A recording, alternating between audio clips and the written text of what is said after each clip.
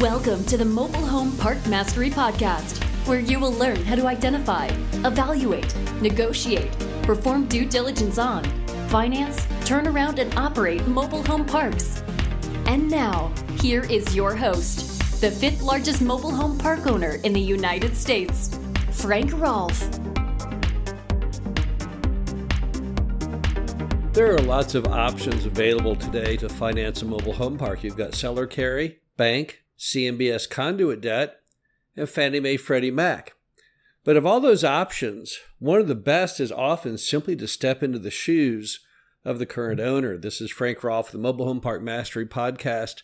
We're going to talk all about loan assumptions. Now, what does that even mean, the word loan assumption? What that means is you effectively take over the existing park owner's debt. Sometimes it's done very simply, and sometimes much more complicated. But the general theme of such a transaction is that it's more advantageous for you as the buyer to step into the debt that's already there than to go out and create new debt. Now, why would that be more advantageous to you? Well, let's say somebody bought a mobile home park a few years ago, and they have a very attractive seller note. That seller note, in fact, has a lower than market interest rate. It's non-recourse, and it's way better than anything else you're going to find on the open market.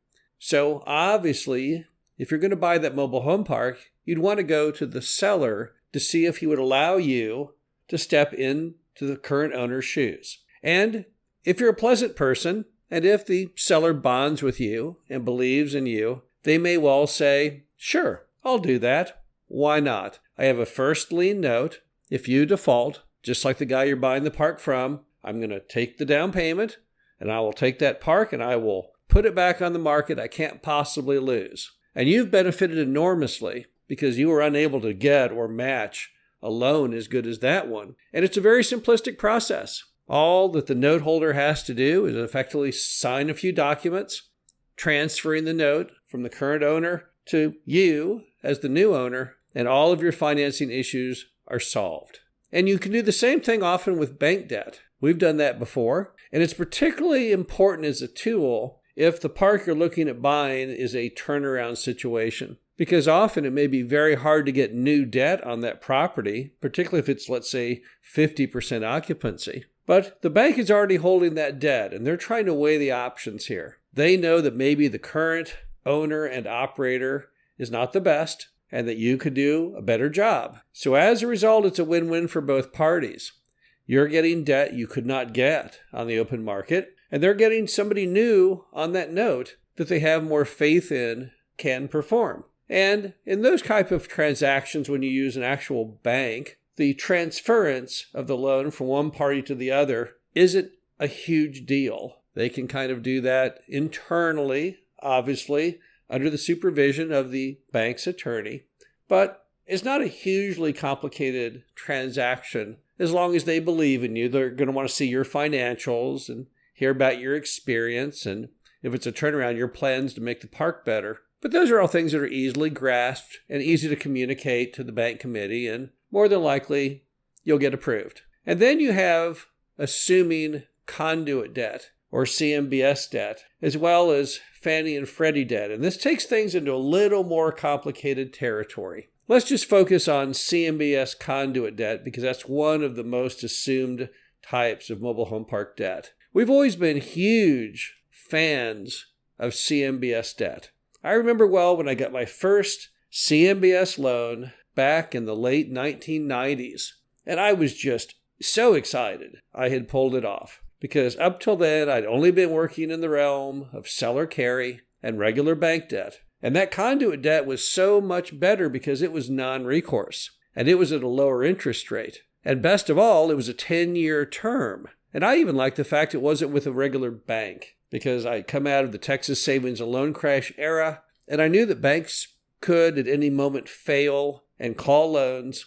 So I loved the idea of not actually having a bank as my ultimate lender. But when you go to assume a conduit loan, it's often a lot harder than it was to originally get the loan. Now, here are some of the things you need to know. When you go to assume a conduit loan, you're going to be charged a fee, typically, of about 0.5% to 1% of the remaining balance. So if the loan remaining balance was $1 million, the loan assumption fee would be somewhere around $5,000 to $10,000. That's not totally terrible, but you'll have legal fees involved in them redrafting these loans. And that can run another $10,000 to as much as $20,000. So again, not terrible, not a bad thing. But where conduit gets really complicated is in this one unique feature, because you have to get the approval on your assumption from not one, not two, but three different people: the servicer, the special servicer,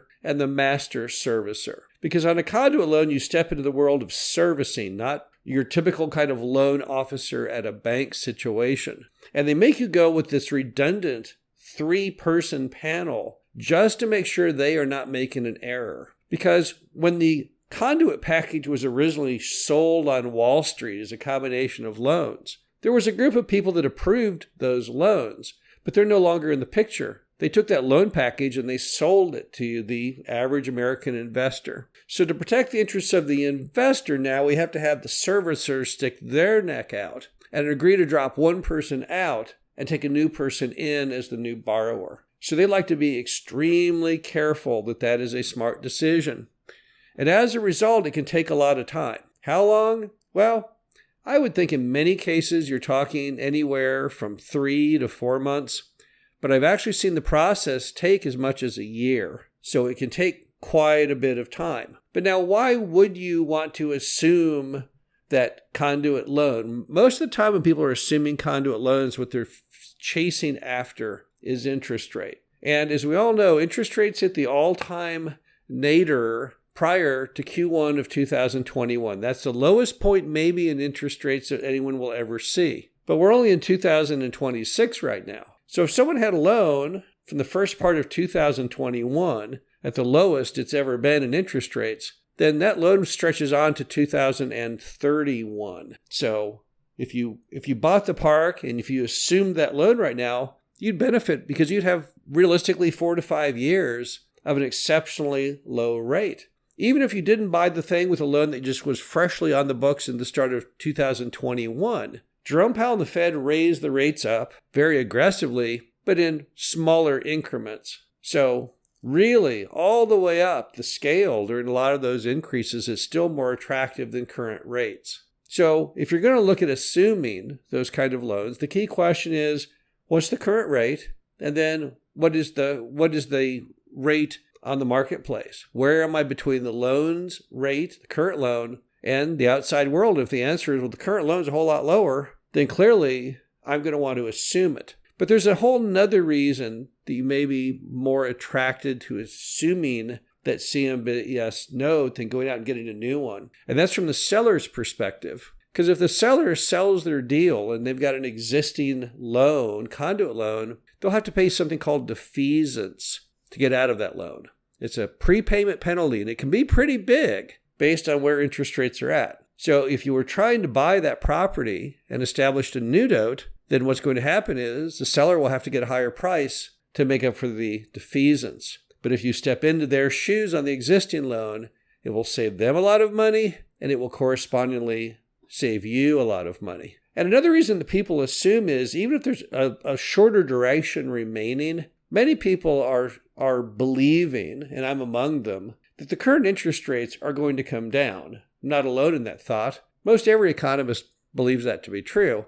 We just don't know how fast they'll go down or how far they will go down. But we'll all be seeing in the months and years ahead. But if you assume that the rates are coming down, and if a conduit loan lasts for a decade, you might not want to get the loan right now. You might say, I will assume the existing and ride it for 2 to 3 years, and then I will get an all-new 10-year note. So sometimes assumptions are just basically based on strategy. The bottom line is that loan assumptions are one thing that many park buyers don't think about. They don't think about the fact that you can very easily at least give the attempt, take the shot to assume almost any loan, whether it's seller debt, bank debt, conduit debt, or Fannie Freddie. This is Frank Rolfe with the Mobile Home Park Mastery Podcast. Hope you enjoyed this. Talk to you again soon. Thank you for listening to the Mobile Home Park Mastery Podcast. Be sure to visit us at mhpmastery.com to subscribe to the show. Read our show transcriptions and access all of our great information on mobile home park investing.